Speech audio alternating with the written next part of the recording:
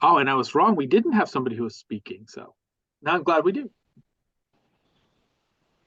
So good evening, everybody. Welcome to our connecting session. I know you all know this, but we're going to do this the right way. I'm Gordon Rankin. I am the conference minister for the New Hampshire Conference, and I am a member at First Parish Dover. And I will remind you why I did all of that in a moment.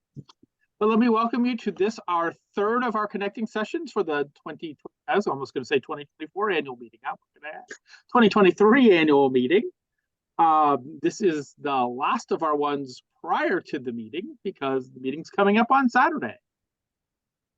Couple pieces of Zoom etiquette. We try to remind everybody as we start. If you are not speaking or asking a question, we encourage you to try to keep yourself muted as best as possible. That helps keep the sound clear so we can make sure that Carolyn can hear and everybody else who wants to hear as well. We would remind you that, as you heard a moment ago, that we record our connecting sessions and then we post them to YouTube either that night or the next day. So please be thoughtful about what you say to make sure that it is all appropriate to have on a recording. In other words, delegates, please don't admit that you stole the robes from the Marriott while you were in Indianapolis. No, they would have never done that. Totally joking there.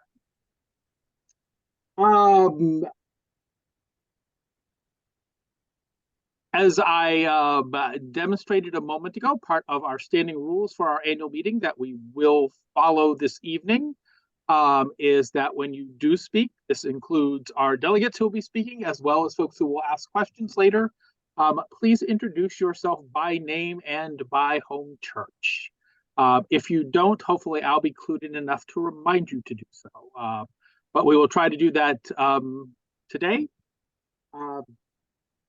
And with that, I think we are going to dive into our topic. We will be talking about General Synod 34 that happened in Indianapolis from June 30th through July 4th this past summer. And we are going to have multiple speakers. So instead of introducing them all at the beginning, I'm going to have them introduce themselves as we go through our time this evening. And then we will make sure we introduce the few delegates who aren't necessarily speaking at the beginning so that you know who they were too, because they might well answer questions when we get to the question part in the back half of our evening. But we are going to start off in talking about General Synod by hearing from Sandra.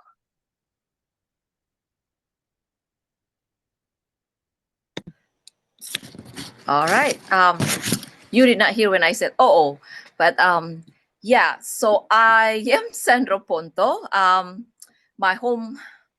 Well, I'm the pastor at Maranatha Indonesian UCC in Madbury. I have attended this General Synod meeting for 5 times now. Sometimes as a delegate and the other time as a visitor.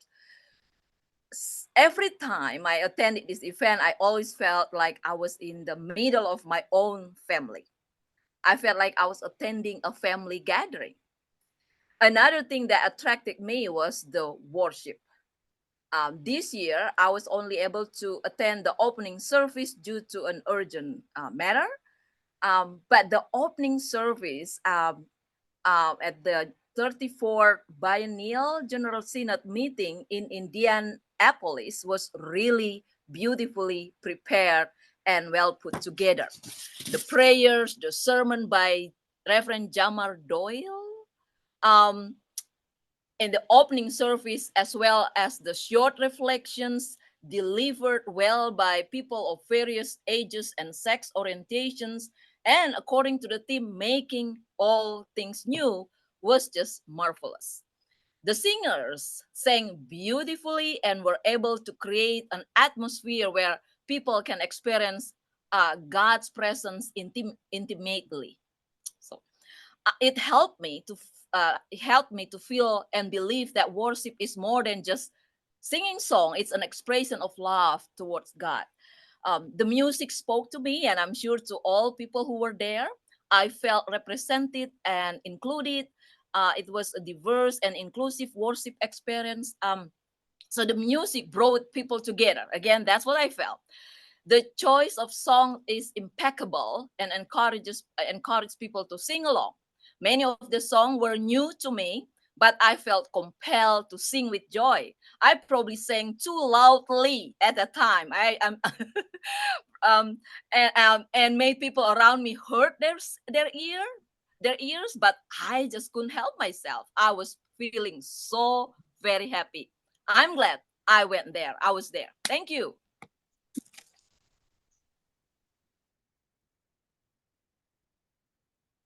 Thank you, Sandra. And one of the things I know for sure is nobody in our group sang as loudly as the Southern New England folks did. So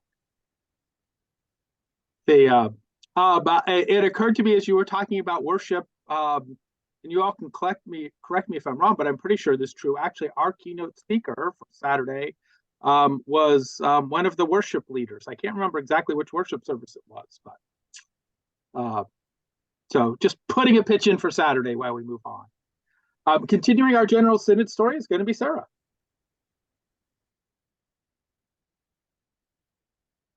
Great. So one of the things I got to do was go to a lot of the special luncheons and dinners, which I was really excited about, because we had some really big names that came to the UCC Synod, which in and of itself was really kind of cool, right? That the UCC is such a presence in our country and even globally that we can attract some really big name speakers. So Ibrahim Sarah, Kendi. can I interrupt to have you introduce yourself? Oh, right. Sorry. I am Sarah Marian. I am the Associate Conference Minister, and this is probably why I avoided this question or this introduction, because I am in the middle of figuring out where my membership is in a local church. So I'm in discernment, folks, around that issue. So sorry. There's my introduction. And where was I? Oh, so Ibrahim Kendi, Brian Stevenson was there. Nadia Boltz-Weber was there, and each of them spoke at different luncheons and dinners. And they were incredibly impressive. I think for both Zeph and I, who was right here, Brian Stevenson really impacted us in terms of his call to us as Christians to hear the plight of the most marginalized amongst us, those on death row and those imprisoned as juveniles. He is the founder of the Equal Justice Initiative and spoke about his experience working with the imprisoned so movingly. And one of his calls was that we as Christians are called to become proximate, to get close to the pain of others.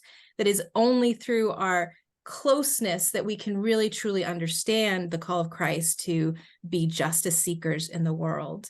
And that one of the reasons we do this is because all of us are also broken, and that our pain isn't that different, though we might come from different places and spaces and have different experiences. Our human pain connects us with those who are in the most desperate of situations, like those on death row. So it really was an empowering and also sobering experience to meet him. And it definitely affected me in my ministry. And some of the other ones were really great as well. I got to go to the Open and Affirming Coalition dinner. And it's wonderful to see we have a new Open and Affirming Coalition director, to meet her and hear her speak, as well as other members of the Open and Affirming Coalition on the national level, and hear about all the amazing resources we have as a denomination and here in New Hampshire to help us in that open and affirming work that we do. There was also a women's luncheon, which was great to see all the work being done there, and a reproductive rights luncheon. So lots of great work and to feel a part of what is happening across our country in all of these different realms was really empowering.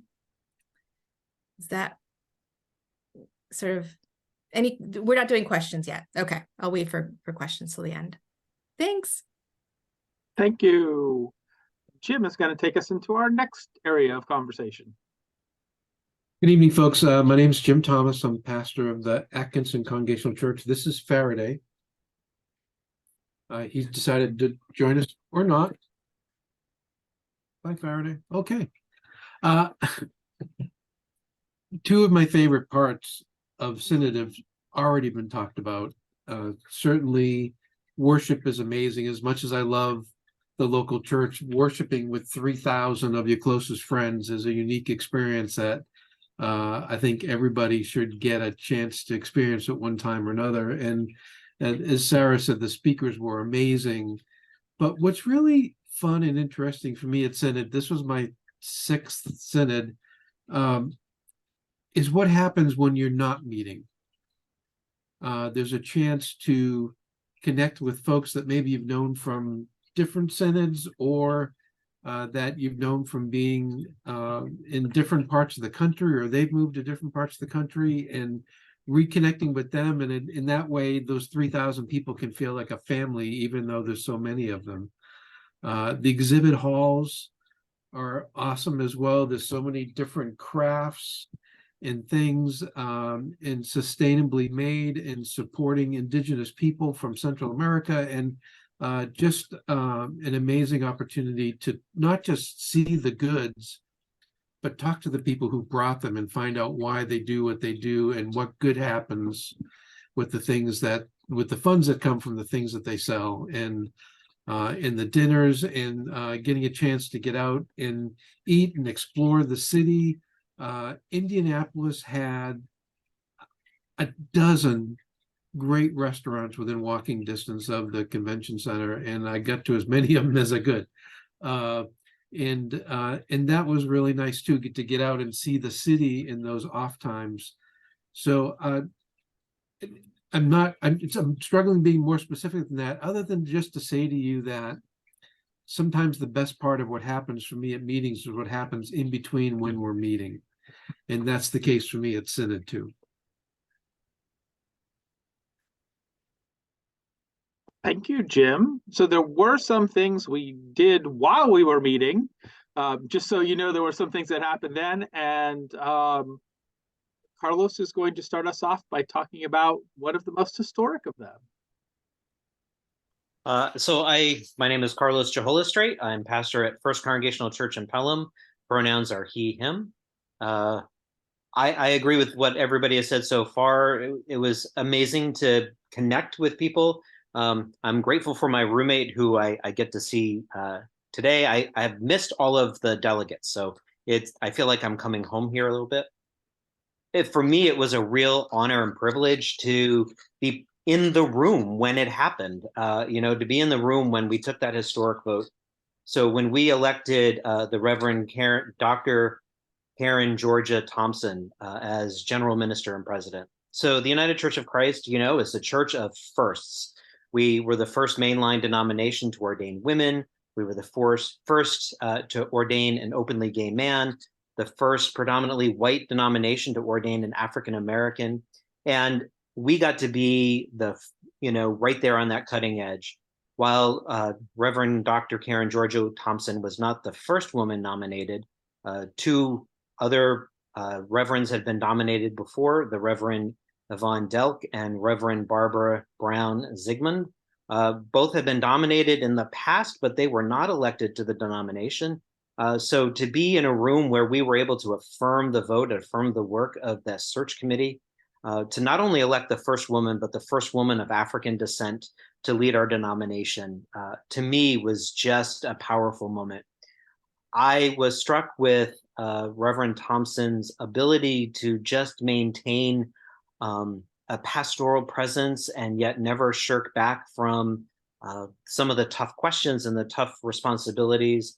We had an incident that happened right there during Synod where some of our folks were verbally attacked by another denomination that was sharing the space with us. And Karen immediately jumped into action and provided pastoral care and spoke to the other denomination and created a bridge between that. I was really struck with that.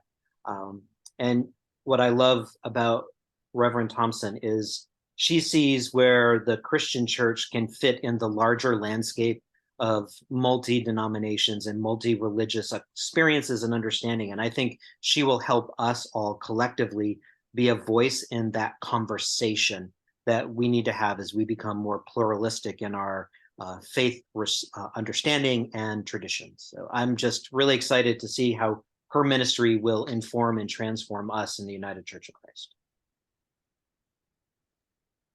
I'm going to build off of those first and just say this is actually a post-synod piece of news, but as of mid-January, for the first time in the United Church of Christ, all three of our national setting officers will be women, with the Reverend Dr. Karen Georgia Thompson, the Reverend Tracy Blackman, and the Reverend Sherry Prestaman. So we've got some more firsts for us coming up in upcoming months. We are going to start talking about some of the resolutions. This is one of the big pieces of business that happened at Synod. We had 15 of them, if I'm remembering my count correctly. And Thaddeus is going to start us on this topic. Hello, everyone. My name is Thaddeus Sieverding. I am a delegate from the Newfields Community Church and the CTE specialist for the New Hampshire Conference. So I'll be a lot more on script than Carlos was or Sarah, so I apologize for that. But I'm going to kind of talk about what a resolution is, what a UCC resolution is, what are we voting on at Synod? So a UCC resolution is a document brought in front of the gathered body of the UCC national setting by a group of people who are passionate about a certain issue and believe that the rest of the church should adopt a stance on that issue. Each synod, there can be any number of resolutions, be that 12, 24, even more than that. The important thing to note here is that due to UCC polity, while a resolution may be adopted by the general body, it does not mean that any conference or church has to act on the resolution. More so, it's the national setting saying, hey, we just had a vote with delegates from every single conference representing our whole denomination, and the majority of them said that this is an important issue. Let's act on it as a church. Do with that what you may. A great joke I loved hearing over and over at Synod about this structure is the UCC likes to call itself revolutionaries, but rather they are resolutionaries. You see, the problem with this method of do with that what you may is that for a local church that may be struggling with more pressing issues, where it may feel like you're trying to put out 1,000 fires, the national setting is really saying, oh my gosh, I see your struggle. Let me try to smother the fire with the box of candles. This, of course, results so often with the fact that most past UCC resolutions just end up not being acted on and slowly wither away. I was on the committee for Resolution 2, which is about Native American boarding schools and boarding schools in Hawaii. I don't have time to go into that resolution, but I just want to give you a brief synopsis of sort of what a resolution can look like. This resolution was calling on the National Setting Board to do a study into its involvement with boarding schools in Hawaii, to apologize for our involvement, and to create a detailed plan for how to go forward in the future. So again, a very broad overview of what this resolution actually says. If you want to read this resolution or any other resolutions ever passed by the UCC, you can visit uccresolutions.org. It's important to note that this resolution has a definite national setting lens. This is not something we can just do word for word in our local church setting. I believe, however, that we can take the sentiment of resolutions like these as a charge. a charge to learn, a charge to open our eyes to what might be happening outside of our local community. So maybe it's a charge to act, maybe it's a charge to learn. The one positive thing that comes out of these weird UCC resolution system is that we can shape how we want our action on these resolutions to look like and shape them to work with our congregations. So that's sort of my understanding of what a resolution is, my rundown of what a resolution is. Of course, it can get a lot more complex than that, but that's just sort of an overview. And as we switch to hearing about another resolution, I do think we should just add that there is true discernment around these resolutions. At our General Synod this summer, we had a resolution that was not passed. So just because something comes to the floor doesn't necessarily mean that everything gets sent on for action in the appropriate ways. We are going to hear about another one of the ones that did pass, and Regina's going to tell us about that, if I'm correct. Yes, I'm Regina Kinney. I'm a retired pastor and a member of the Amherst Congregational Church. And I was assigned to the committee that worked on the resolution to affirm the human dignity of transgender and non-binary persons. And the language of the resolution reaffirmed the historic commitment of the UCC to recognize and affirm that every human being is created in the image of God and is due respect for their inherent human dignity and rights so that they may not only survive but thrive. And this resolution further encouraged all settings of the church to work with local partners to advocate for the full legal equality of transgender, non-binary, and gender-diverse persons. In working on this resolution in committee, we had the benefit of having a fantastic chair, the Reverend Kelly Brown, who's a pastor of a church, a UCC church in Seattle, Washington. And we had an expert that also worked with us on the committee on bringing us up to speed on transgender issues.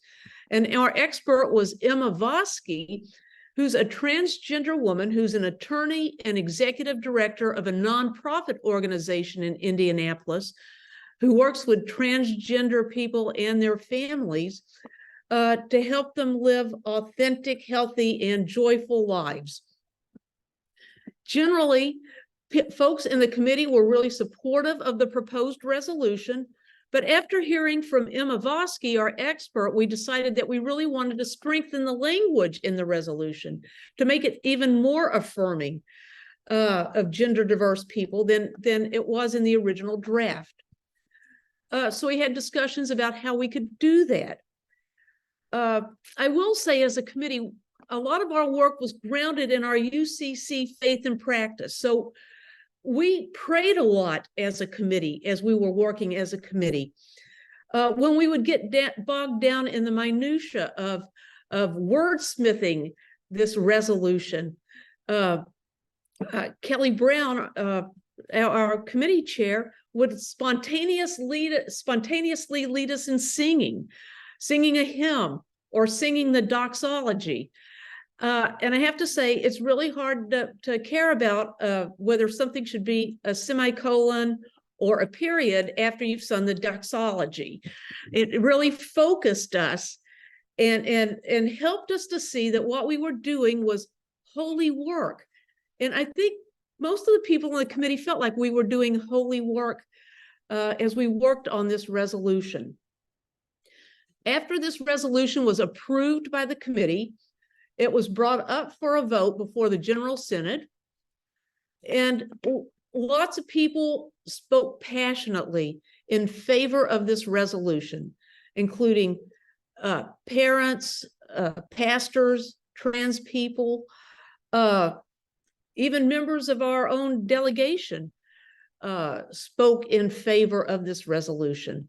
And interestingly, not one single person spoke against it. When it came time to vote, the final count was 633 in favor of passing the resolution and 10 against, and 6 people abstained.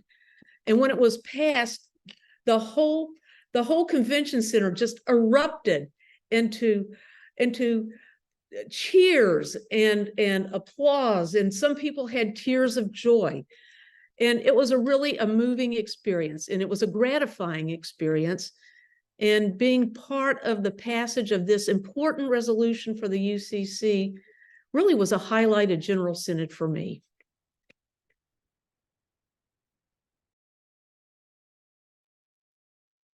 Thank you, Regina. So Thaddeus, when he started this, talked about these resolutions coming from groups of people. Sometimes those groups of people are us, as this next resolution was. It came from our action at our 2022. Let's see if I can say it that way. Our 2022 annual meeting. And we carried that forward for you. So Zeph is going to tell us a little bit about that resolution. Yes, thank you. I'm Zeph Marian. I use she, her pronouns, and I am a member at the Wilmot Congregational Church. Yeah. And this resolution was the Free from Plastic Pollutions resolution.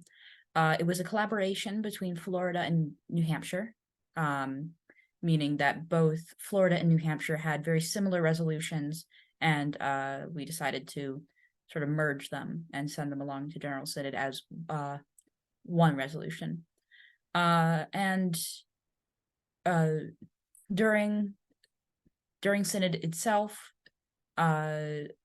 representatives from the New Hampshire Conference and Florida Conference went to several other conferences, state conferences, and spoke in favor. And also,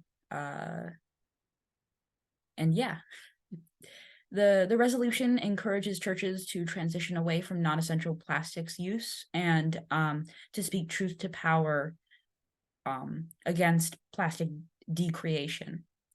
And it encourages churches to educate the community and participate in community events related to cleanup and helping reduce plastics pollution. Yeah.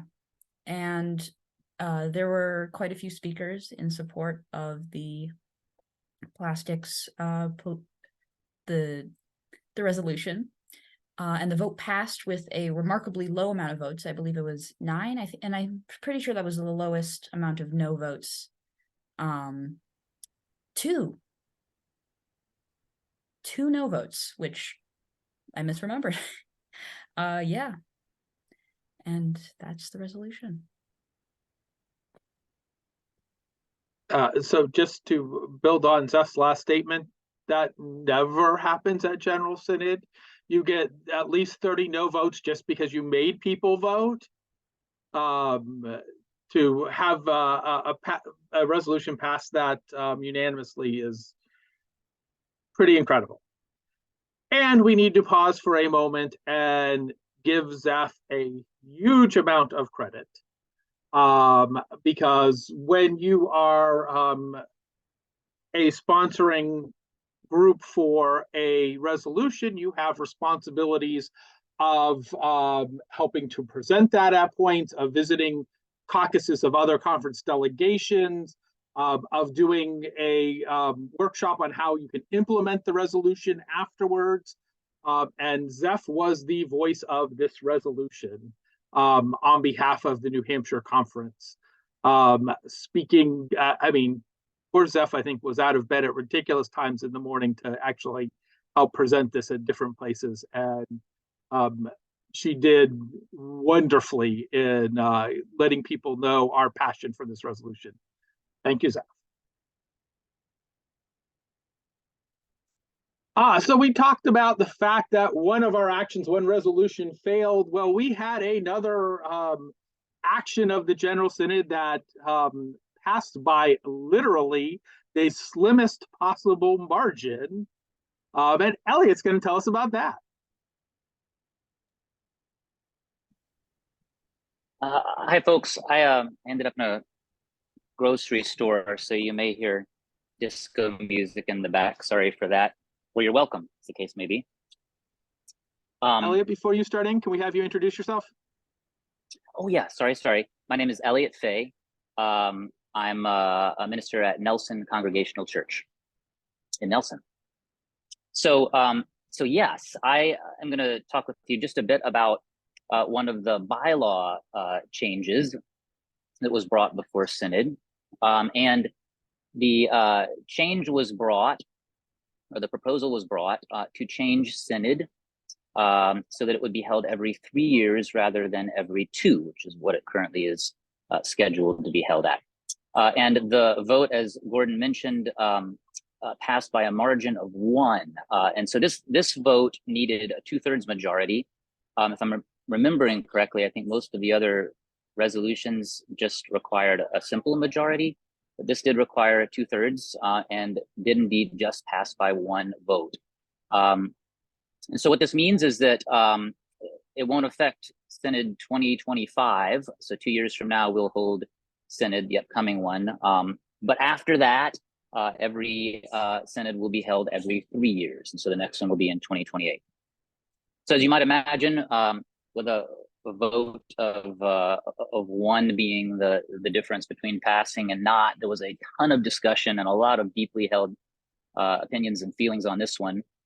In general, the folks that were in favor of the resolution were really stressing the fact, or the bylaws change, were really stressing the fact that planning for Synod places a huge human resources and financial resources strain on the national setting staff.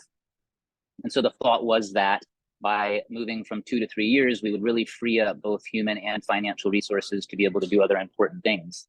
And I think I sort of heard in conversation that pretty much as soon as one Synod ends, there's a few months, and then basically planning begins for the next one. And so this really would allow both staff and money to be focused on other important things. Of course, those who opposed the proposition, their arguments mostly centered on the fact that a less frequent meeting would create less connection within the denomination between conferences, that it would lessen our ability to respond in a timely way to justice issues, which of course just come in rapid succession in our really rapidly changing social environment. And the fact that this change would also lengthen Synod board terms from 6 years to 9 years. This was interestingly a really big part of the discussion, was the lengthening of board terms. So the proposition did pass. However, I think in light of the fact that it was so close, a couple of interesting things happened. Firstly, there was a commitment from the incoming board chair to sort of revisit the length of board terms, and at the next general sit in 2025 to have a proposal that might address that, or address some of the concerns about that. And then really interestingly, of course, there was a big minority group, and what they did is brought forward a minority resolution to the floor. And in that minority resolution, essentially, they presented or wrote down their thoughts and the reasons for their opposition to the resolution, and explained those. And then also proposed that a committee be created to support fellowship between conferences and within the national setting. And so their concerns and their requests for this committee were officially recognized, and that minority resolution passed. So that I thought was just, again, a lovely reflection of the sort of the spirit of Synod, to really allow all voices to be heard. It was a lovely moment, particularly given the fact that it was such a close vote. So that's all I have on that.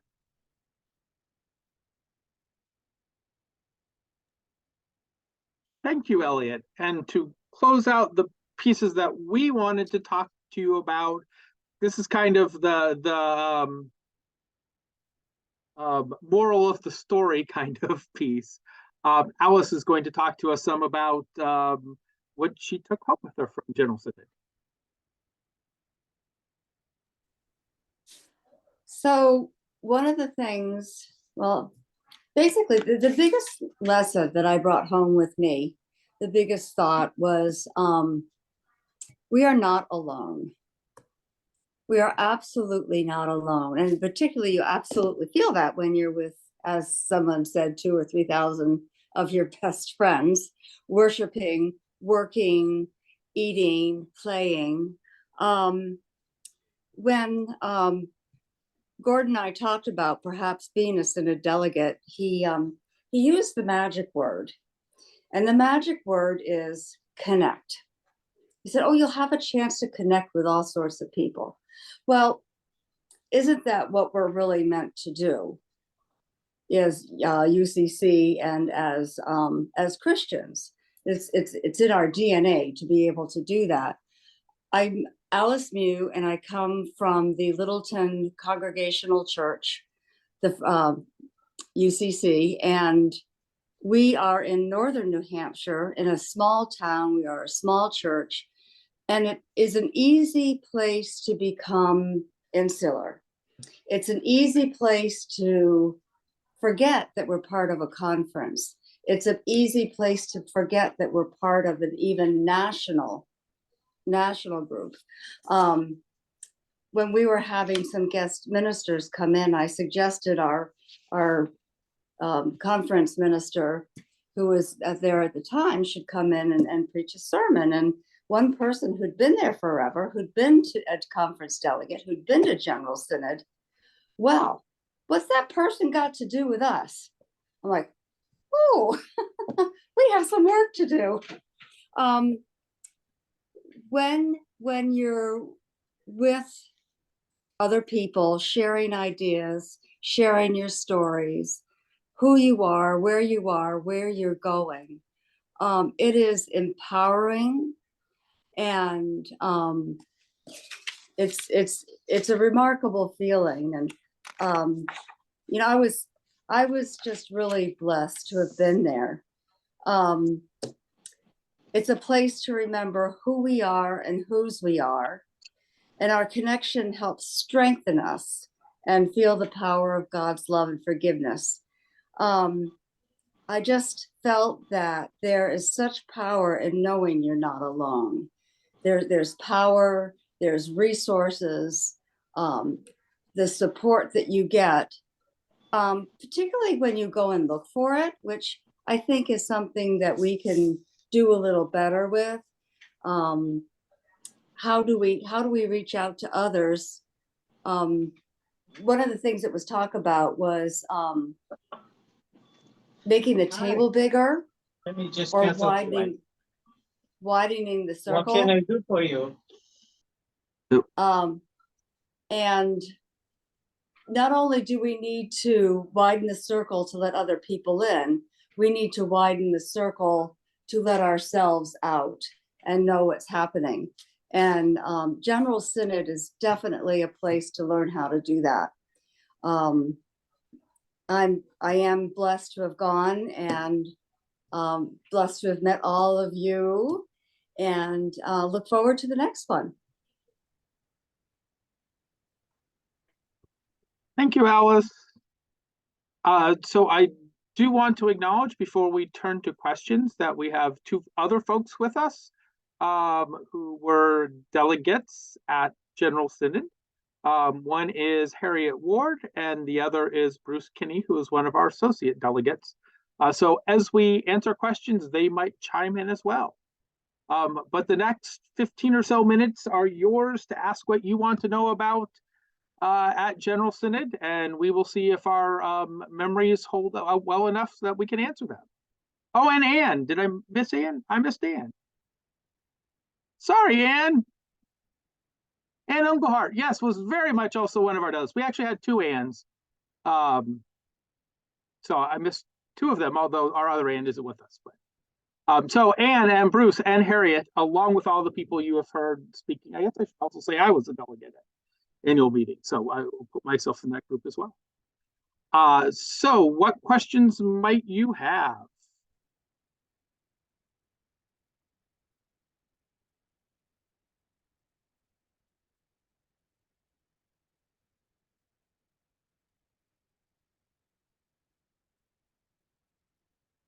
Ruth, I saw you on mute. Do you have a question? Catherine Merrill did. Catherine? Okay, we'll jump to Catherine and we'll let Ruth see if she comes up with it. Catherine, your question. So my question is, when Regina was, and the other guys were talking about working on resolutions, is it that you do a lot of work before you go, or is part of your work at Synod doing all this committee work? I was having trouble picturing when it all happened. That is a fantastic question. Who wants to tackle that? Any of our delegates should be able to do that. Regina, you want to work on that one? Sure. So before Synod, we're given a copy of the draft of the resolution and some background material to read so that we're not going into the committee meetings cold. But we do a lot of work actually there at Synod. So we hear from the experts in each particular committee. We in our group, we also heard from the original drafters of the resolution to figure, to hear where they were coming from and what they wanted. But we do a lot of work there. So it's part of it's not all worship services and going out to lunch, but we actually do work while we're there too. So, but it feels good. I mean, I think people felt gratified by being on their committees and felt like they had something important to contribute to the process. So I think Alice has a piece to add to this. So Alice. So I think what's also important to note is you don't get to pick your resolution. It is assigned. Yeah. And there are scheduled times where you get together with your committee to discuss, to learn. There's an education center session. There's a discussion session. And I was actually on the same committee as Thaddeus, and I was thinking, oh man, really?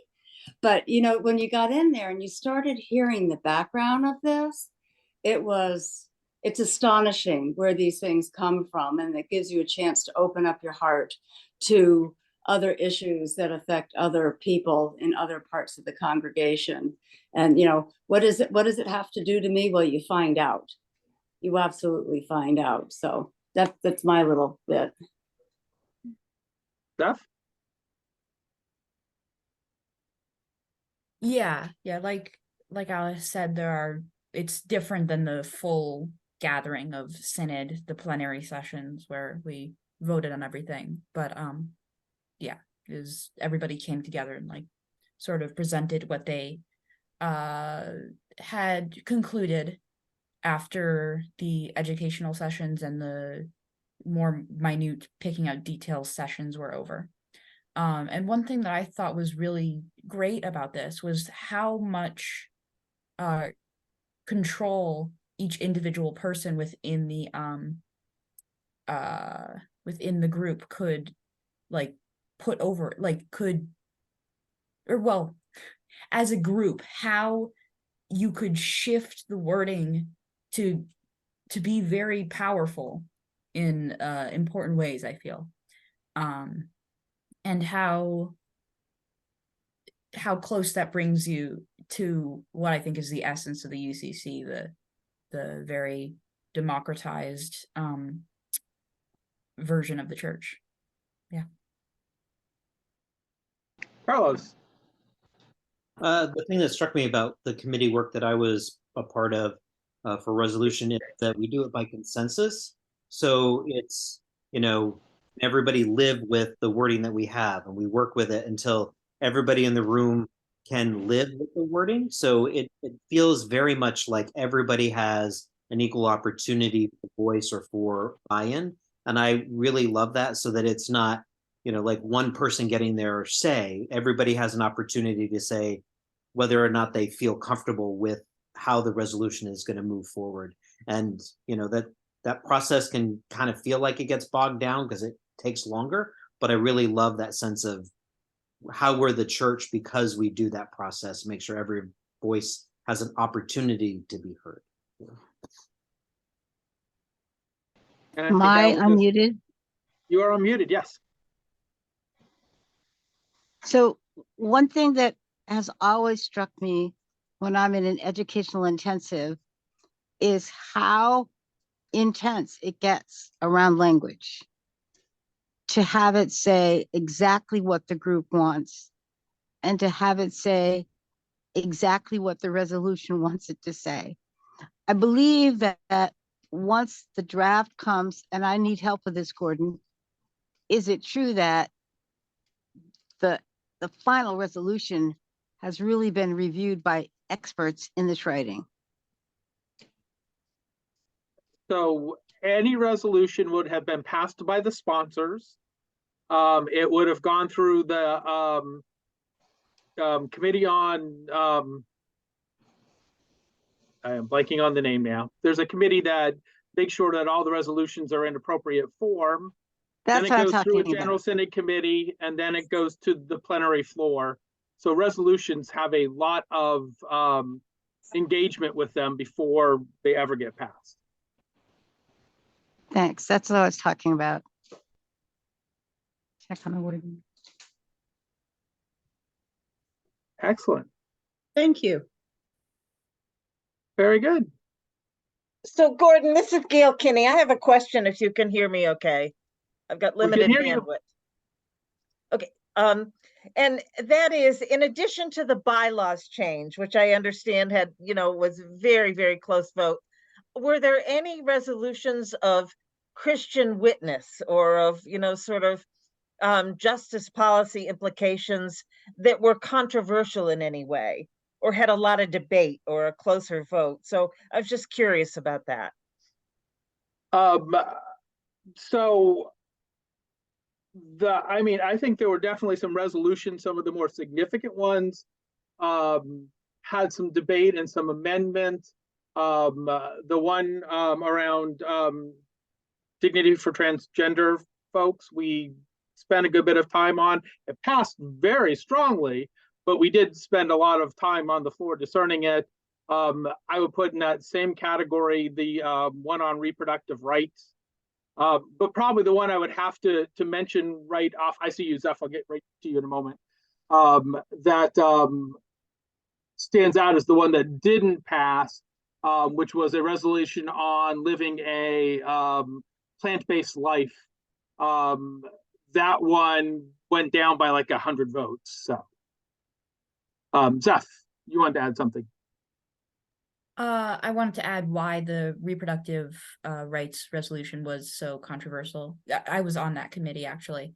And it was because it encouraged, or it did originally, I'm not sure what the final outcome was, but it encouraged churches, if they were in an area where reproductive rights have been blocked by laws, to help specifically clergy and also lay people to get to a state or a place where they can have access to reproductive rights or to reproductive care.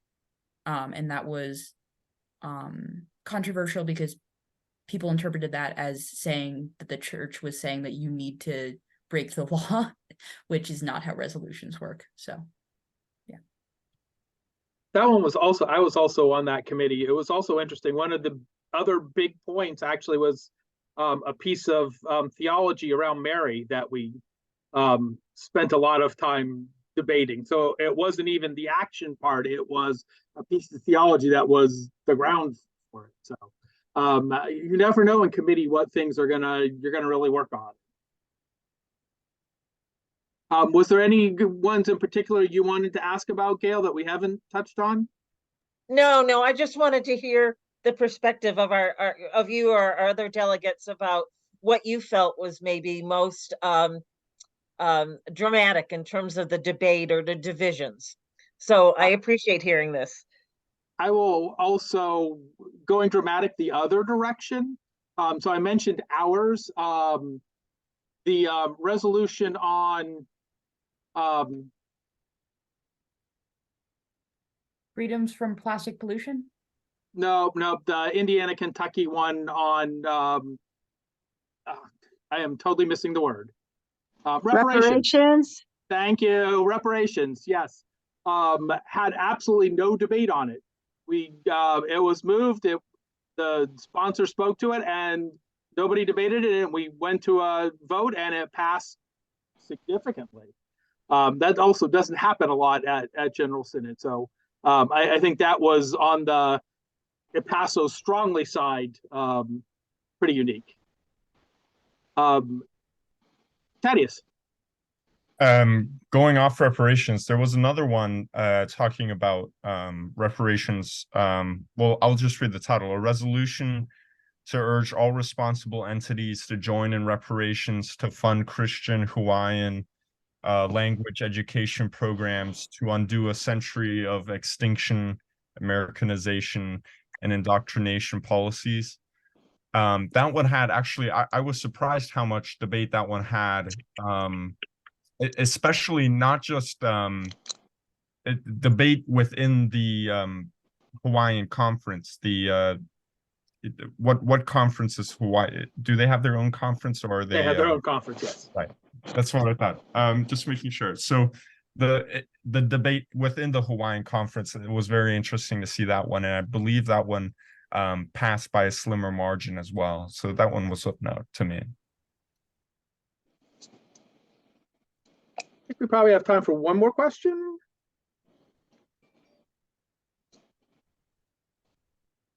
Claudia. How does one become a delegate to General Synod? One becomes a delegate by letting the nominating committee know that you are interested. Nominating our delegates is it is putting together a jigsaw puzzle. The Synod itself tells us that you get, because of the amount of members we have in the New Hampshire Conference, we get X amount of delegates. For several years now, it's been 13 delegates plus 2 associate delegates. And then they have to cover X amount of demographics. You need to have folks we need to have at least 3 of them be under the age of 30. We need to have a certain amount of racial diversity. We need to have a certain amount of gender or gender expression diversity. We need to have a certain amount of lay clergy diversity. And then our conference lays on top of that. We need to try to get diversity among our different associations. So it is really trying to hit all that. Takes a lot of planning and a lot of work. But if we know who's interested, that makes our life a lot easier, because then when we can say, hey, we need this, we know where to go. So just let someone on the nominating committee, which would include myself or Sarah or Jim as the incoming president, or Rob Grable as the current chair, any of those folks, let them know that you are interested. And I can't promise it'll happen next Synod, but I bet it'll happen coming up. Carlos. Thank you. I just want to put the plug in that even if you can't go as a delegate, to go as a guest allows you the opportunity to really experience the breadth and width of the church. And there is nothing quite like feeling the connection to the national church. You come home really altered in a life-changing way. So this was my 3rd General Synod, my 2nd as a delegate, and each of them have impacted me. So if you have an opportunity to go even as a guest, I would really encourage that. So while you are at annual meeting, I know that Jim's wife was there as a visitor. My wife, Paige, was there as a visitor. I think some of the folks that were there as a visitor would actually say that might be the saner way to do General Synod. So both have their pluses and both have their differences. So, Ruth, we'll give you a chance to get your question. Real quick, where is the next General Synod? Anybody else can answer this? Kansas City. Kansas City. Very good. Yeah. Kansas City, here we come. Edith Guffey. Well, Edith isn't there anymore, but I know, but she's in my heart. I have a question. May I ask a question? Go ahead. I'm wondering if anybody would like to talk about a person or a group or someone when they interacted with that really made a mark on their remembrance of the visit to Indianapolis? Like anybody that you talked to that made me say, I'll always remember this conversation. I see Zeph's hand. I met a guy from the a youth delegate from the Southern New England Conference named Elliot. And he was just, I don't know, just really amazing. We had some great conversations about yeah, and me, Anne, and him formed a little clique, I guess. That's the wrong word. But yeah, it was really great to talk about all the things going on in Synod with someone. Yeah. Any other delegates have a person or group you'd name? Alice? So I was really touched by our meals together. We would meet in groups, small groups or bigger groups, and the opportunity to get to know one another even better and in a deeper relationship, and so much wisdom in the group, a lot of aha moments. Anne was particularly instrumental in helping me understand quite a few things. And I appreciate that. But, you know, people were very interested in hearing about who you were, where you come from. And yeah, so those connections. And then, you know, I also met some people from other walks of life that, you know, I wouldn't have been able to ordinarily. So yeah, connections. And while I have your ear, I'll just put in a plug for the New Hampshire Conference annual meeting. If you want to be a delegate and figure out what that feels like, go to your church, tell them you'll be a delegate, and go to the annual meeting. And, you know, it's kind of a mini experience for doing the work of the church on the state level. So hopefully we'll see you all Saturday. Very good. While we're talking about those meals, we probably should mention that for 3 of our, was it 6:30 breakfasts? Oh, I can't remember what time it was. They were early. We got together with the delegates from Maine and Vermont and had our breakfast together and helped prepare us for the day. So that was one of the wonderful actions. And we had a very special time with Reverend Dr. Karen Georgia.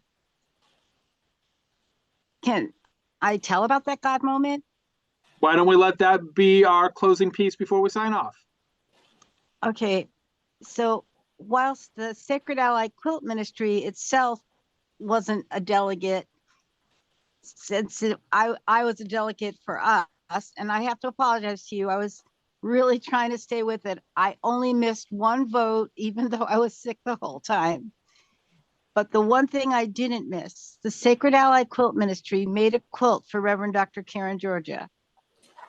In March, she picked a square of fabric that really spoke to her.